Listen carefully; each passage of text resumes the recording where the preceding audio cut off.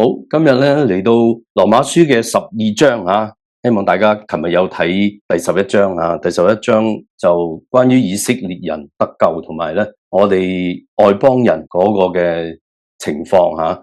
外邦人就因為以色列人啊，佢哋唔要呢個福音吓，佢哋放棄，所以咧就福音就轉向外邦人。但係咧呢個福音唔係失敗，亦都唔係淨係轉咗俾外邦人就冇晒喎。其實神係有佢嘅計劃嘅，係要激到佢哋發憤唔係發嬲係發憤發憤可能係即係嗰個憤啊。雖然有憤恨，但係希望佢哋能夠發憤圖強，能夠咧唔係長久不順咁好啦。今日嚟到羅馬書嘅12章12章有21節嘅聖經有人咁嚟到講12章呢度咧可以分為咧3把火大家有冇火即係我哋都希望咧，我哋有火。第一個就係獻上身體當作活祭，燔祭係點啊？祭物係要燒噶嘛，所以呢度係第一把火，係向着神嘅。咁第二把火咧就係我哋心裏火熱其實譯做靈裏火熱第11節度靈裏火熱，常常服侍主。其實咧呢度應該咁講嘅，係呢個火咧係服侍主嘅火，要殷勤，即係一個倒敘法其實呢個即係全部咧都係秘訣嚟嘅咁第三把火係咩咧？呢個秘訣仲高就係炭火啦。將炭火堆喺邊個頭上他的頭上，係仇敵嘅頭上咁我哋要注意到底我哋堆喺仇敵嘅頭上係咩意思咧？等一陣有機會先講咁好啦，咁先嚟講下秘訣啦。其實好多秘訣呢度。如果我哋覺得羅馬書1至到11章其實係一啲嘅因信稱義或者呢個福音嘅內容，同埋咧嗰個真實事實係證明出嚟嘅，係確信嘅、確定嘅。唔單止係猶太人，仲有外邦人。唔單止係外邦人會得救，而係咧神要以色列全家都得救。好啦，咁去到12至16章咧，其實就講到基督徒嘅因信稱義之後，有呢個生命，就有呢個新嘅生活。新嘅生活係咩生活咧？係聖潔嘅生活唔係沖乾淨涼就得噶啦唔係咧我哋唔犯罪就得噶啦，唔係咧我哋道德標準高就得啦。聖潔係因為神係聖嘅，呢個聖咧可以講話係與別不同咁解，分別出嚟歸俾神。呢個分別出嚟咧就係與眾不同添，唔單止係與眾不同係無與倫比所以神就係咁樣，所以我哋亦都要咁樣。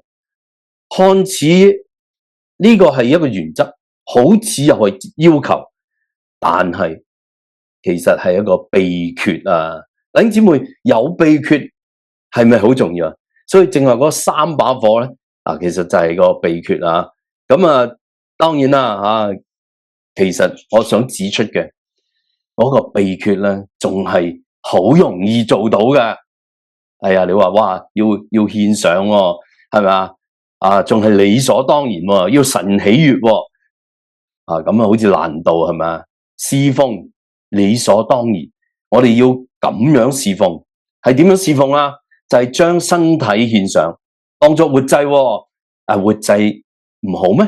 活祭梗係好啦，活祭係唔使燒死噶，係我哋向神係活着，係活祭嚟噶。不過我哋看自己係已經向律法、向罪、向肉體已經死咗咁呢個就係嗰個重點啦。神所喜悅，並且咧係理所當然。理所當然嘅意思，即是話如果我哋做係合呢個真理嘅，但係我哋唔做嘅話咧，就係天理不容即係可以咁講我哋好危險，企喺個危險嘅位置。積極就係咁啦，消極係點咧？消極就係不要效法這個世界。呢個效法就係倒模咁解，唔係要學嘅，係無成啊！一路去即係向住呢個世界嘅時候，就會無成呢個世界嘅模樣。咁我哋第8章嗰度其實講咗啦，我哋有呢個生命，神預先要俾我哋嘅，就係要無成佢神嘅兒子嗰個模樣要無成，有嗰個生命並且咧同佢一同作後嗣，而且得着復活嘅生命。其實就要有呢個新嘅生命我哋不單止係唔效法消極，仲係積極嘅。心意更新而變化，唔係改變而係重新有個生命。就係呢個唔係喺嗰個即係約翰福音講唔係喺媽媽嘅肚嗰度再生出嚟，唔係肉身嘅，而係無成神兒子嘅形象，更新變化，就好似蝴蝶咁，唔係蟲啦，已經變咗隻蝴蝶咁仲係超越過呢個嘅比喻添噶叫我哋用呢個生命就可以察驗神嘅善良旨意、純全嘅旨意，同埋可喜悅嘅旨意係乜嘢？就係下邊繼續講落去嗰個咧，有當有要，咁當然有不可同埋不要嘅，我哋仲要注意呢個雙重負面嘅寫法所以下邊有好多好多嘅秘訣。不過第一個秘訣就係簡單到唔簡單嘅，就係保羅話憑住佢嘅恩，神賜俾佢嘅恩對個人說賜俾佢咩恩佢係一個明白神心意嘅人，並且佢有神即係俾佢裏邊咧嗰個講道，並且咧表達嘅一個恩賜，所以佢說就係有恩賜地說好啦，呢句好重要大家要聽住。正話你哋讀咗2次噶啦，不要看自己過於所當看的，好易明係咪？我哋好多時都看自己高過嘛。琴日朝頭早嘅主日信息其實都有講到呢樣嘢要看別人比自己強嘛，係咪？所以唔好看自己過於所當看嘅，呢個反為仲係超越過看別人比自己強。點解？因為我哋首先要知道自己嘅去到邊個階段，唔好看高過自己，要照神所分給各人信心嘅大小，信就冇分大同小嘅。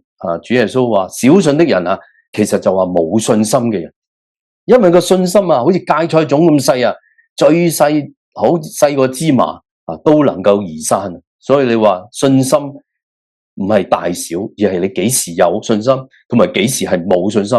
你話我哋信咗主應該有信心噶，係冇錯。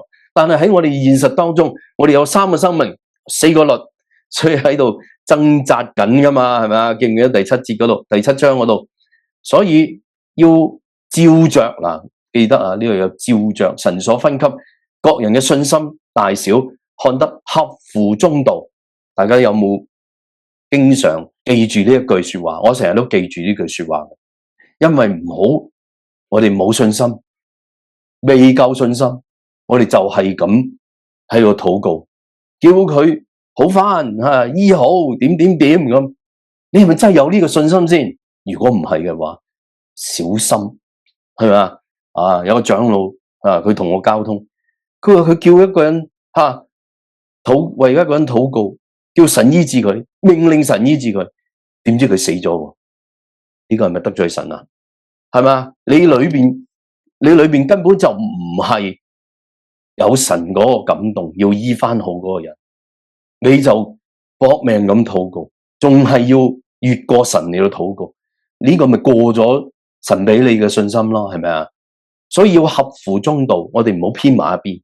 我看呢個啱嘅，看呢個啱嘅，點知偏咗右啦？我看呢個啱嘅，看呢個啱嘅，點知偏咗左？所以而家啲人唔係極端左就極端右，唔係合乎中道。咁你話中道咪即係話又唔係咁，又係唔係咁？咁啊好似乜嘢都做唔到啦，乜嘢都唔係啦，係咪啊？兩面不是人，唔係，定係面面俱圓都唔係，而係咧係一個平衡啊！你睇到啊，照着神所分給各人嘅信心啊，有冇照啊？如果有嘅話，我哋認識神有幾多，我哋就有幾多分嘅禱告嘅信心。嗰個嘅禱告嗰個信心係用嚟起嗰條火車軌嘅，合乎中道，意思就係平衡，唔係我哋成日都企喺度定咗唔喐，咁就叫平衡，唔係。我哋行緊嘅時候平衡啊，明唔明啊？出左腳，右腳就喺後邊；出右腳，左腳就喺後邊。呢個就係平衡，係動態嘅平衡啊！嗱，記得呢個名詞第日再解釋多啲吓。個鐘擺咧，你擺左擺右，擺左擺右，擺下擺下，佢係點啊？佢就會停喺中間，唔停都好，佢都係左右擺，但係嗰個動態嘅平衡就係中間呢一點，而唔係嗰個鐘擺咧停咗先至叫平衡，係喐緊嘅平衡。後邊就講個身子咯，係咪啊？所以呢個合乎中道，大家要記得，身子亦都係一個平衡。首先就係呢個身子有好些肢體，有手腳口耳鼻，肢體不都是一樣嘅用處，有長有短，係咪啊？好似即係琴日講嗰個信息一樣吓，三支針，三支都唔同行法，三支都唔同長短嘅，但係咁先至係一個鐘啊！如果三支一樣嘅，行得一樣嘅，你都唔會當佢係鐘。所以身體亦都係一樣。好啦，咁我們即係教會咯，係咪？所有嘅信徒有許多人，人雖多，不過身體只係得一個，係咩身體啊？基督嘅身體，在基督裏成為一身。所以之前有講到要我哋信主嘅人數目添滿，外邦人數目添滿。意思就係我哋要喺身體裏邊成為一個，咁先至係數目添滿，並且互相聯絡作肢體，要聯絡噶，唔可以咧啲肢體分散晒，手喺嗰度，腳喺嗰度咁變成咩？唔係肢體有弟兄咁講，係屍體啦。咁我哋唔好作屍體我哋要作肢體，並且咧要係一身裏邊，也是如此，即係教會又係咁樣。所以我哋擘餅成日都有講噶啦。唔講多呢個好啦，咁按着所得嘅恩賜各有不同，即係同個身體手腳口一樣，你唔會喺個口嗰度伸晒啲手出嚟噶口就係口，唔可以擺隻手喺個口嗰度。你係手嘅，你唔好成日都想做口；你係口嘅，千祈唔好成日揞住你個嘴攞嚟做嘢搵個口做嘢麻煩咁好啦，咁呢度咧又有一個照着同前面第三節呢個照着係有異曲同工嘅呢個妙處所以呢第一個秘訣，呢個秘訣就係照着神所分給各人嘅信心。呢度又係一樣講到呢個7樣嘅恩賜，預言就係先知講到啦。其實即係預言嘅意思我再講清楚啲，唔係話我知道以後發生嘅事。都有咁嘅講法，但係先知講到嘅預言，其實就喺前邊咁解。咩叫喺前面說話？就喺神前邊說話，即係而家講緊嘢係喺神嘅面前。咁我哋係咪應該要好尊重莊重？好啦，咁呢度說預言、執事、教導、勸化，咁其實呢4個咧都係一個即係重要嘅服侍嘅。有一啲嘅關於言語或者係教會裏邊嘅事務嘅，咁所以呢係4加3就係施捨啦、治理啦，同埋憐憫。治理同埋呢個執事可能有啲唔同呢度咧頭嗰4項當第一個當就要當照着信心嘅程度就係個大小啦即係其實。當保羅咧講第3節嘅時候咧，其實佢個即係心裏邊咧，其實就係諗緊呢個說預言就係佢嘅恩賜咁所以呢個第一個嘅提醒，第一個秘訣就係照着信心嘅程度嚟到說預言。你話我又唔係預言又唔係先知講道不過後邊都係一樣嘅執事即係你喺教會當中要作一啲嘅將呢啲事務性嘅嘢嚟到做嘅，咁你就專一作事務嘅就唔好分心啦，係要專一，並且咧教導嘅作教師嘅又係專一咁嚟到教導唔好走咗去成日擔凳洗廁所咁樣其實咧好冇晒力噶啦做咗其他嘅嘢就好啦，咁勸化，咁作為父為母嘅去到幫助安慰嘅亦都係咧要專一嘅，所以呢度有3個專一，一個照着，3個專一，並且咧後邊呢度咧施捨、治理同埋憐憫呢3方面咧，其實就係要有一個嘅提示嘅或者一個要求啦有秘訣嘅施捨要誠實施捨，真心嘅要誠實嘅因為施捨嘅時候你要俾出去噶嘛，係咪啊？所以要誠實，就唔好似亞利亞同撒非拉咁。好啦，治理要殷勤，有啲事務要做嘅咁佢好可能即係講緊長老都未定噶咁但係呢度唔好即係推咁多啦，係要殷勤作治理你嗰個嘅秘訣係殷勤嘅。好啦，咁憐憫人又同施捨係有少少嘅同嘅，施捨就係有實質嘅俾出去嘅憐憫嘅就係咧心嘅或者係一啲嘅內心嘅嘢，所以就要甘心嘅就甘心憐憫，要殷勤治理，同埋咧要誠實嚟施捨。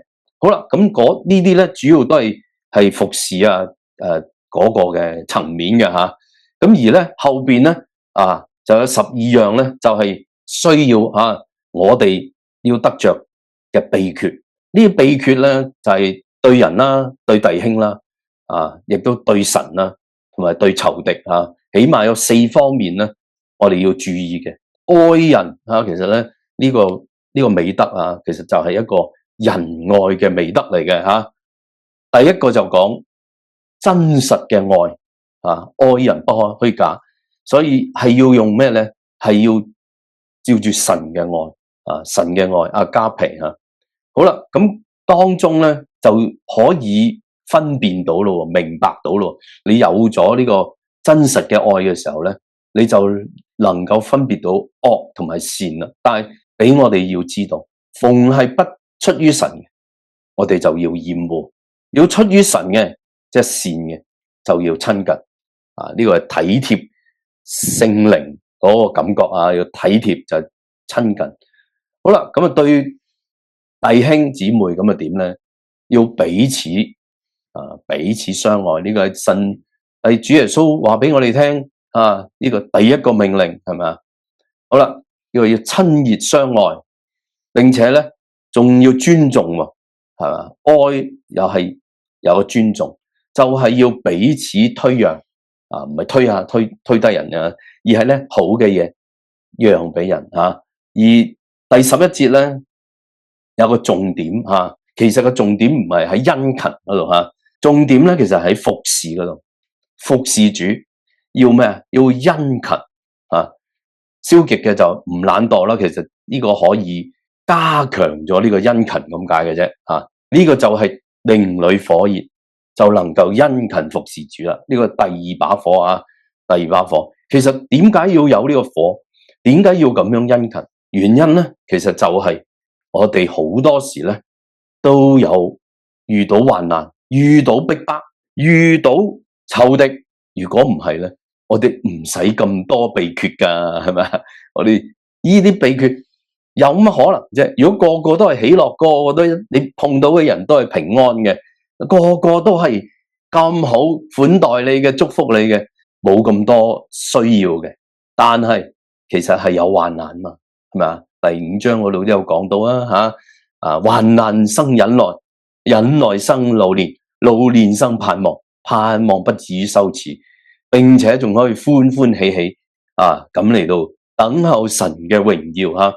好啦，呢個在指望中就係呢樣嘢吓，等候神，等候主再來啊，要喜樂，並且會有患難嘅喎，喺患難當中就要忍耐，忍耐係要禱告嘅吓，唔係爭啲先至禱告，而係我哋有指望有患難都係要禱告，禱告就要恆切吓，呢個恆切就係嗰個老練啦，或者恆忍啦。好啦，咁啊聖徒嘅缺乏要幫補啊，咁雖然我哋未必係一個施捨嘅人，或者係憐憫人嘅一個服侍者，但係我哋一般平信徒啊，我哋都係需要聖徒嘅缺乏要幫補，大家都明白啊，嗬？嗱，你唔係第二沓錢俾佢咁樣吓，寫個奉獻包吓，唔好寫名啊，咪寫佢個名，唔使寫你自己個名，因為左手唔好俾右手知道吓。好啦，仲有客要一味的款待，係有啲人話哇，俾一味人哋嘅，唔係呢個一味嘅意思，即係全部係咁款待，多多的款待咁解吓，到一個最高嘅境界啦。逼迫你們的同埋仇敵，係我哋應該點樣嚟到面對咧？咁啊，呢個秘訣就係好犀利吓，就係我哋要作嘅，就係要給他祝福。你話我做唔到喎，繼續睇入去，你就知道你係應該要做到嘅。呢個秘訣就係只要祝福，不可咒詛。我哋個腦輕輕諗一諗，其實咧逼迫我哋好容易，我哋就會反抗，會有反彈啊，會有心裏邊有咒詛，係咪啊？神啊，你去點啦咁啊，我哋會有咁噶吓。好啦，咁如果個個都喜樂嘅，我哋使唔使咁頭痛咧？係啦，同喜樂嘅人同樂，你未必噶喎。佢開心嘅時候，你可能有咩好開心啫？我都唔開心吓，亦都你冇辦法同人要點樣嘅同情心、同理心、同情心都係佢有問題，我哋先至會同情佢啫。但係我哋有同理心嘅時候，佢有喜樂我哋就同佢一齊喜樂。當然啦，後邊有講，唔係一定眾人以為美嘅事，我哋都係去咯咁噶吓。好啦，與哀哭嘅人同哭呢個仲難嘅，其實有啲人會眼淺啲，見到人哭佢又會哭嘅，嗰啲唔係嗰種要係以神嗰個愛嚟到同人一齊同哭，即係唔好似主耶穌話吹笛你又唔跳舞，係嘛？舉哀你又唔喊咁啊？好啦，咁仲要彼此同心記得係嘛？我哋今年嘅主日信息係叫咩啊？同命同心同建造，呢個就係建造基督嘅身體嘅要訣，呢個秘訣就係要同命，就係我哋有咗呢個因信稱義嘅生命，我哋就能夠同心，跟住我哋先能夠同被建造。所以羅馬書12章係好重要嘅一章嘅聖經叫我哋彼此同心。點先係個彼此同心啊？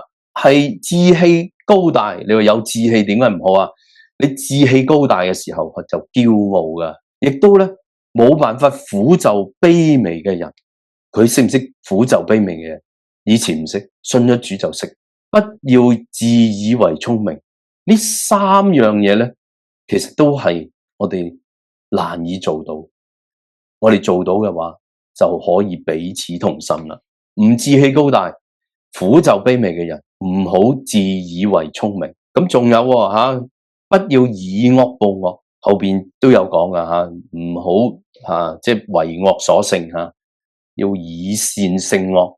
乜嘢叫以惡報惡？呢個係負面都好緊要啊！就係人哋點對我，我就點對人哋，以眼還眼，以眼還眼。